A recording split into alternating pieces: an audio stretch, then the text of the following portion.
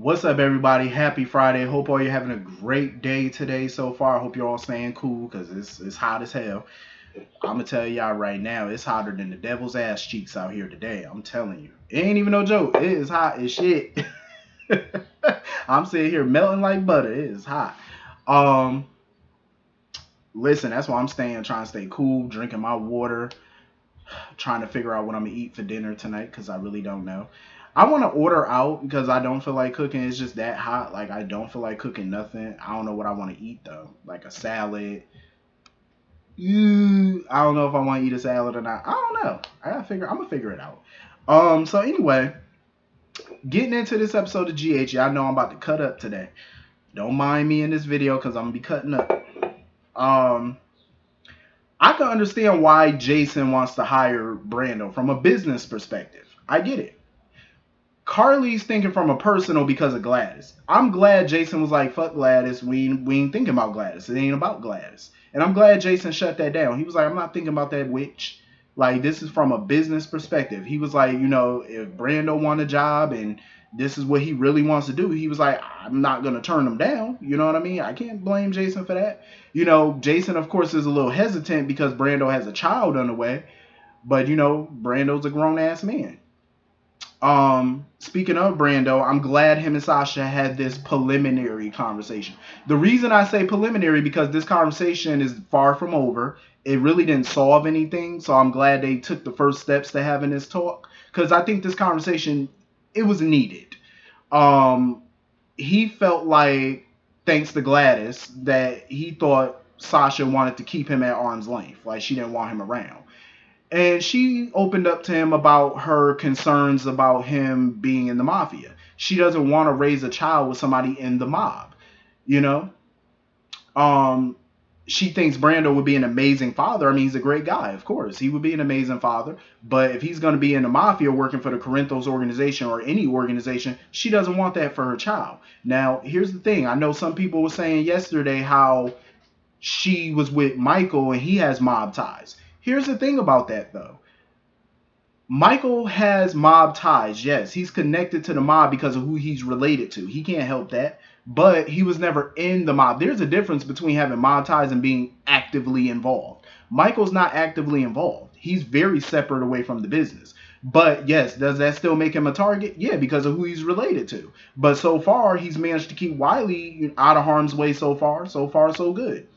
Um, but him and Sasha never talked about having children when they were together and stuff. And obviously, her and Brando expecting a baby is unexpected for them.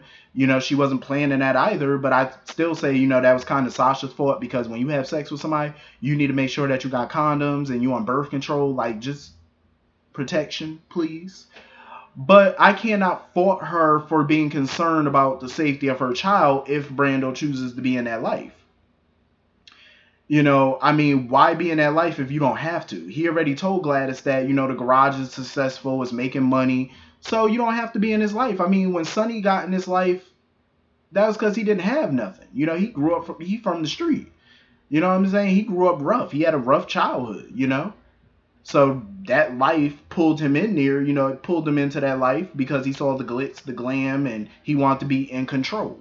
That's what pulled him into that. Brando has a choice. Hell, Jason kind of had a choice back then too. Shit, he was a quartermain. Still is. Financially, he didn't have to get into that life.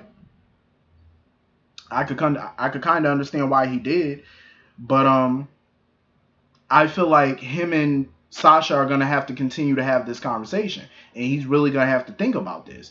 Do I want to be in a mob or do I not? Because you got to think of the ramifications it's gonna have on your future child. But at the same time, Sasha has no right to tell him, well, if you choose the mob, I'm raising this baby by myself. You have no authority to say that. You don't have a right to say that. Y'all just gonna be going to court then, because he, as a father, does have his rights.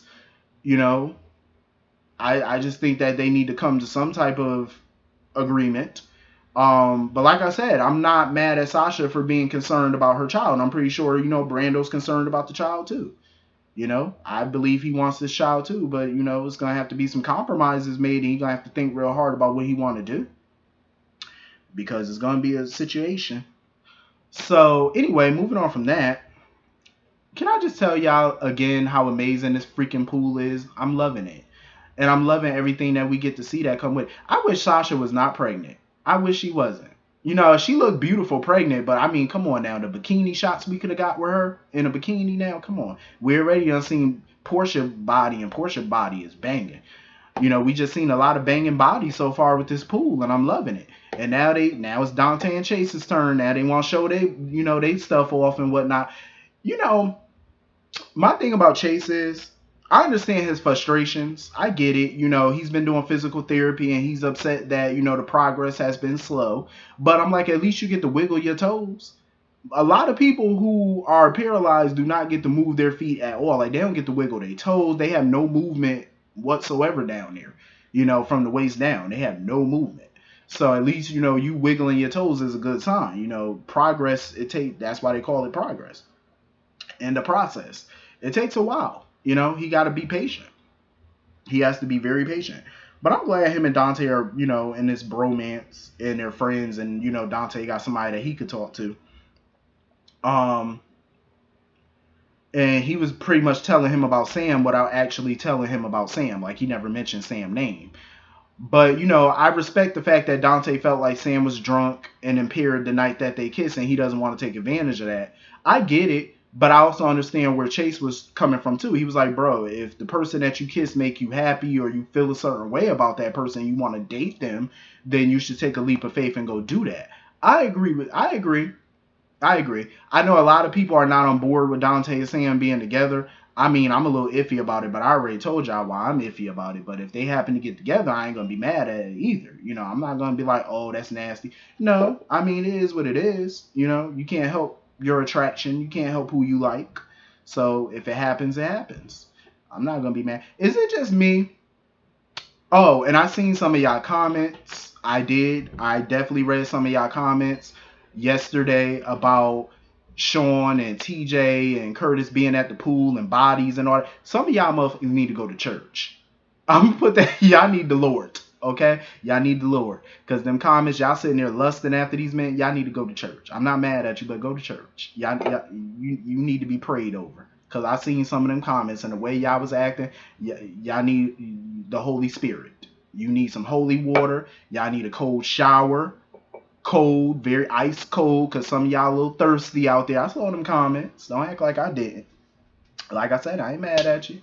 You can't help it. Y'all got some eye candy yesterday. You got some again today. Be happy. Shit. I ain't mad at it. I'm not. Not at all. So anyway, moving on from that. I will say this. Sam, I feel like she handled the whole Jason Carly engagement when she confronted both of them. I feel like she handled it with some coof. She was coof. She had some tact.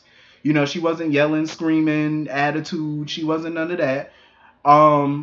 But she did bring out some truths to Jason. Like, she felt like it was inevitable for them to get together. But my thing is, I feel like Sam knows deep down that they're not together for romantic purposes. I think she knows that, especially based off of what she said to Carly. Like, oh, for whatever reason, y'all got together, y'all got engaged.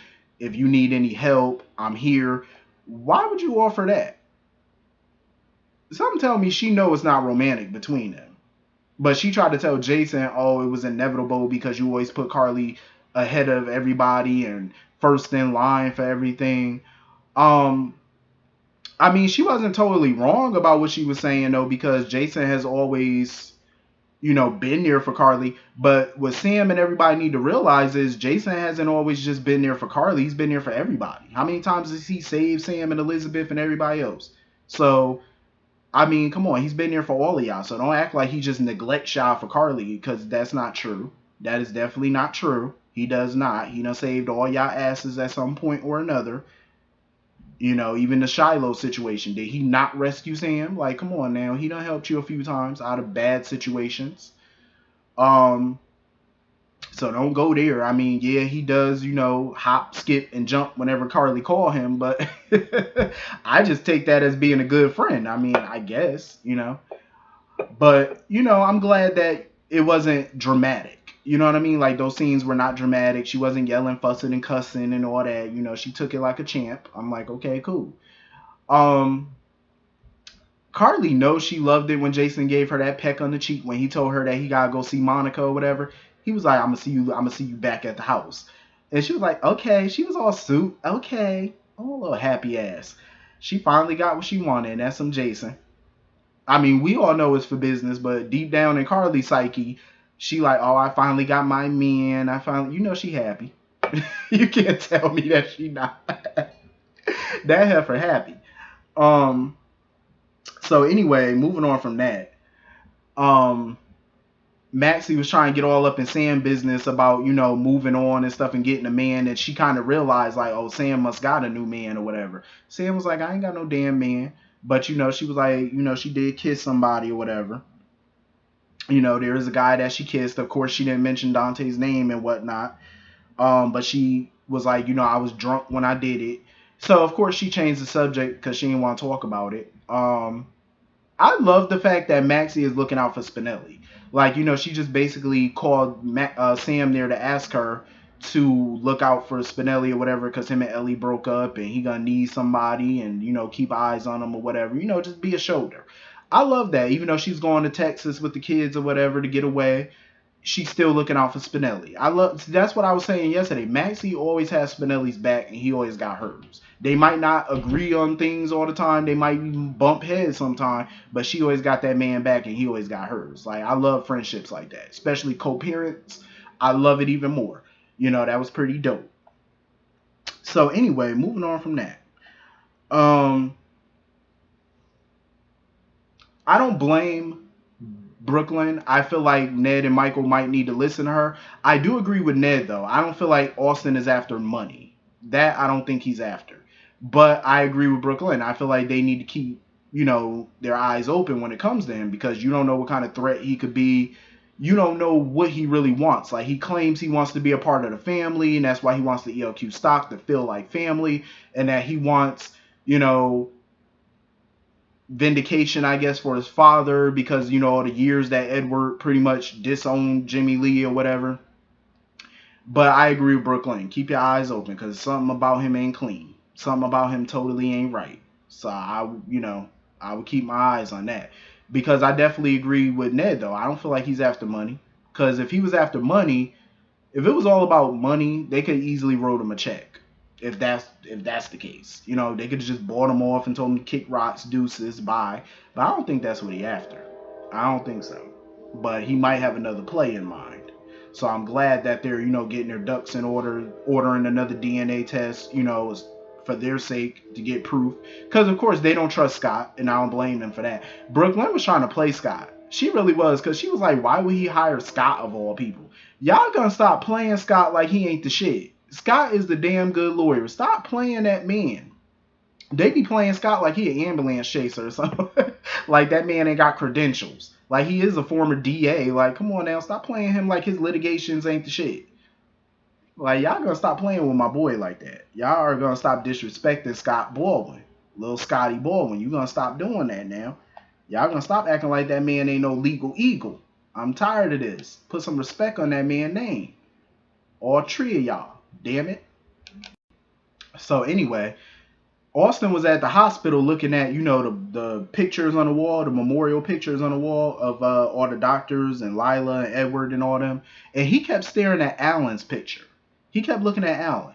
I said, please tell me that Alan ain't his biological daddy. Please tell me that, because Lord knows Alan do not need no more children popping up. No. Mm-mm. But I'm glad Monica was honest about Alan. She was like, Alan was a good husband. He was a good father. He was this great guy, philanthropist and stuff. But she was like, bitch, he was a philanderer. He was a scoundrel. Like Monica had no illusions about Alan. She was like, he was a scoundrel. Like she was being honest about her husband. I ain't mad about it. She knew who her husband was. She was like, he wasn't no saint. And, neither was she. But she was like, Alan was not no saint. And I'm glad she said it. And, Austin was like, yeah, I didn't want to offend. I said, you know what? But I love that Monica is not being naive to Austin. Like, I'm glad that her eyes are wide open where he's concerned. because something tell me that man selling wolf tickets and she ain't buying them. She not buying them. She knows something more to this than just ELQ stock. It gotta be. Like, what are you after? Why after all this time? You know, she did apologize again to him for the passing of his father because I guess he died of COPD or whatever. And towards the end of his life, even though he could barely talk anymore, you know, he wanted to make amends with the family or whatever before it was too late. But my thing is, Jimmy Lee had years to reunite with the family before he was diagnosed. And, you know, I don't know what his life was like, you know, away, but I would assume that he could have reached out anytime he wanted to. I mean, think about it. He could have reached out when Emily died. He could have reached out when Lila died. He could have reached out when Alan died, when Edward died. He never did, you know? And Austin just making it clear that, you know, he just doesn't want his father to be forgotten because, you know, all them years, nobody ever reached out, nobody ever mentioned them. And that's why Austin wants the ELQ stock, because he feels like ELQ and the Quartermains go hand to hand. So giving him stock of the company would make him a part of the family. And, you know, Monica definitely was suspicious of that, because just then Jason popped up or whatever, and she was like, just ask my son Jason. He got ELQ stock and he's a part of the family and all that stuff. I'm surprised that Monica had to give Jason a quick little rundown about Jimmy Lee Holt and who his mother was. I thought Jason knew all of this. I thought he knew about Beatrice and Jimmy Lee and stuff. I thought Jason knew. Granted, he was a baby during that time or whatever, but I thought they filled him in on that a long time ago. Guess not. I love that even though Jason hasn't always been close with the Quartermain family, he has their back, because he straight up asked Monica. He was like, you want me to do a background on this dude? You know, look into him or whatever. And she was like, would you mind? She was like, shit, I would, you know, I would appreciate it if you did. You know, I love that. Jason may not be fully close with the Quartermains, but I love that he has their back. You know what I'm saying? He cares about them, and he definitely cares about ELQ, even though he's never at none of the shareholder meetings. He does care about the company, and he cares about what happens. You know, so I love that he got their back on that. And I love that Monica's pursuing this, because I wouldn't trust Austin either. You know, rich people deal with this type of stuff all the time. You know, people trying to come in and fleece their family of money and assets. I'm glad she, you know, looking into this, because she was like, nah, bro, you ain't about to, you know, rape our pockets. It ain't about to happen, Captain. So anyway, moving on from that. I feel like, why did Phyllis feel the need to be a little rude to Valentine once he mentioned his name and stuff like that? Because he recognized her because of Nina. So she was like, well, I don't discuss my patients, current or former. Talking about, well, I will tell you this. Nina's doing just fine without you. Woman, that man is not in New York trying to get with Nina. He ain't nowhere near Nina. Has he ever came to Nixon Falls trying to get her back? No. Jax has, but Valentine hasn't. I'm like, Valentine is pretty much kind of over Nina at this point, I think, romantically, because he set his sights on Anna now. Anna was always the one that he wanted, but I think he was just settling for other women at the time because he couldn't get with Anna. You know, he's still working on Anna at this point. I had a feeling that Anna and Sonny weren't going to see each other. I knew it, because I was like, that's going to be too easy. But something is telling me Sonny is on his way back to being Sonny. Because remember, not too long ago, and a couple episodes ago, he had gray hair. Now his hair is black, like Sonny's. I was like, is he morphing back into Sonny now? Because it seems like that may be the way to go.